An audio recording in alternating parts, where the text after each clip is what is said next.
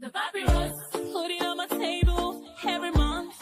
I don't wanna be sad. Don't even try to hide it. No, I don't wanna lose it. And you say how it is, it's so inviting. The papyrus, we're all so alive. The papyrus. Hello and welcome to the Papyrus TV News Update. The headlines: Nigeria to launch e-visa system. Presidency defends appointment balance as Tinubu administration faces criticism. Minimum wage struggles continue as 22 states stall on implementation of 70,000 naira law. Kwara governor visits ex-NNPCL board member. Outrage greets education minister's proposal to extend NYSC to 2 years. Zamfara lawmaker dies in sleep. Plateau traditional ruler reveals identity of attackers, says they didn't wear masks. The details. In a major step toward modernizing its immigration process, the federal government of Nigeria has announced that its electronic visa e-visa system will officially commence on May 1, 2025. The announcement came during a joint session between the Minister of Interior and the Minister of Aviation and Aerospace Development, Festus Keyamo, in Abuja. The e-visa initiative, which allows travelers to apply online, upload documents, and make secure payments, aims to simplify visa processing for tourists, business travelers, and other short-term visitors. This is a historic collaboration, Keyamo declared, noting the seamless partnership between the Ministry of Interior and Aviation. He stressed that the project resolves issues that had stalled under previous administrations. Minister of Interior Olubunmi Tunji-Ojo emphasized the broader national security benefits. He revealed that the Advanced Passenger Information System (APIS) would now work in tandem with new e-gate systems already installed at Lagos and Abuja airports. These gates automate the traditionally manual exit and landing cards, which travelers must now fill online before departure. Airlines will be required to verify submissions before boarding.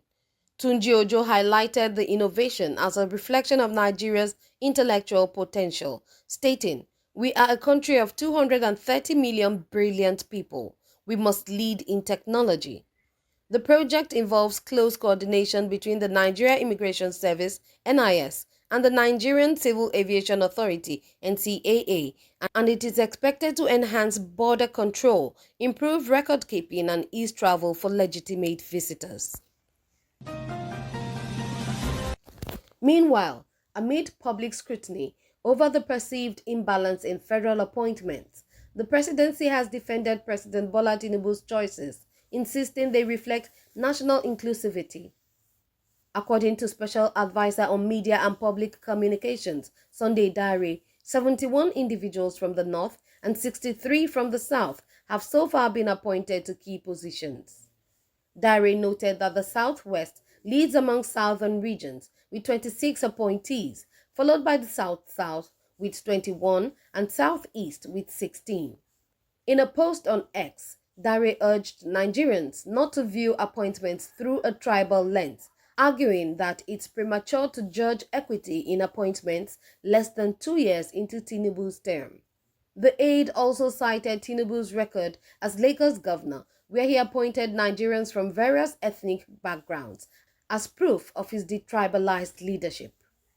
President Tinubu remains committed to equity, competence, and national unity, Dare said, while urging patience as more appointments are expected in due course. Continuing, nearly 9 months after President Bola Tinubu signed the 70,000 naira national minimum wage into law on July 29, 2024, at least 22 state governments have reportedly not begun implementation. Labor unions are growing increasingly frustrated, but leaders remain undecided on a unified course of action. Nigeria Labour Congress (NLC) President, Comrade Joe Ajaero, issued a stern warning about the potential for industrial unrest, declaring that the 70,000 naira wage is losing value daily and may soon not even buy tissue paper. Leaders from other unions echoed his sentiments, accusing state governments of deliberate negligence. Comrade Garba Ibrahim of NUFBTE insisted that no state is too poor to afford the wage.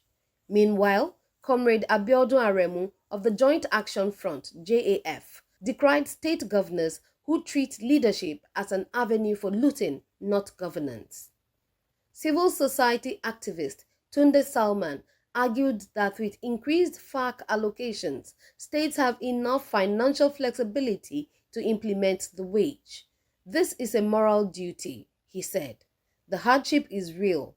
This is not the time to play politics with people's livelihoods. Progressively, Kwara State Governor Abdulrahman Abdulrazak paid a surprise visit to Dr. Mohammed Gali Alaya, a former non-executive director of the Nigerian National Petroleum Company Limited, NNPCL, to commend his contributions and express gratitude for his loyalty to both the state and President Bola Tinubu's administration.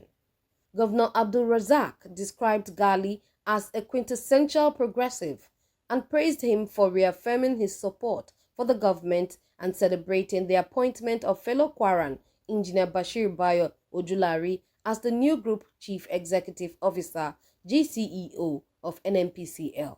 Meanwhile, youth groups from Kwara South, under the banner of Kwayog, held a press conference urging newly appointed federal officials from their zone to champion regional development, transparency, and youth inclusion. They commended President Tinubu for appointing 8 notable indigenes from Kwara South, including Barrister Lateef Fagbemi, AGF, Professor Wale Suleiman, Federal University Pro-Chancellor, Engineer Ojulari, NNPCL GCEO, and others. These appointments reflect merit and inclusiveness, said Prince Abolari Alaba Dan Sharafa, President of Kwayog. We urge our appointees to bring development home. In another development, Education Minister Dr. Maruf Olatunji Alausa's call for the extension of the National Youth Service Corps (NYSC) from 1 year to 2 has ignited a firestorm of opposition. During a recent courtesy visit by NYSC Director General Brigadier General Olakunle Nafiu, Alausa suggested the additional year be dedicated to expanded skills and entrepreneurship training. However, responses from corps members, educators, and civil society have been overwhelmingly negative. Hawa, a serving corps member in Abuja, said the proposal ignores core issues.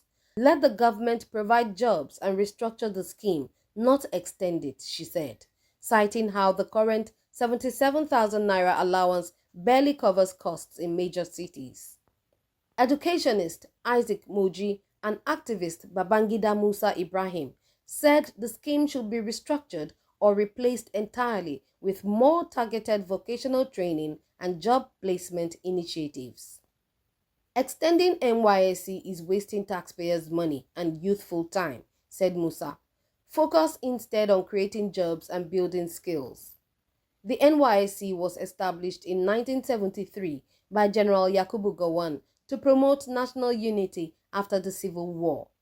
Though still mandatory for Nigerian graduates under 30, many now see the one-year program as outdated, especially amid rising graduate unemployment.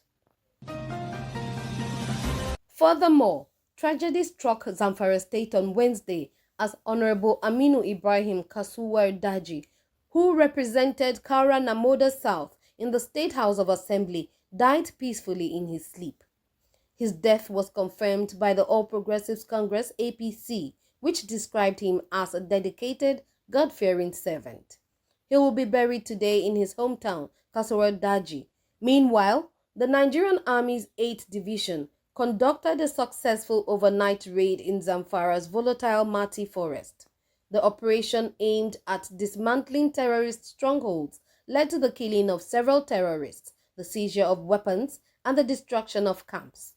One soldier was injured but has since been stabilized.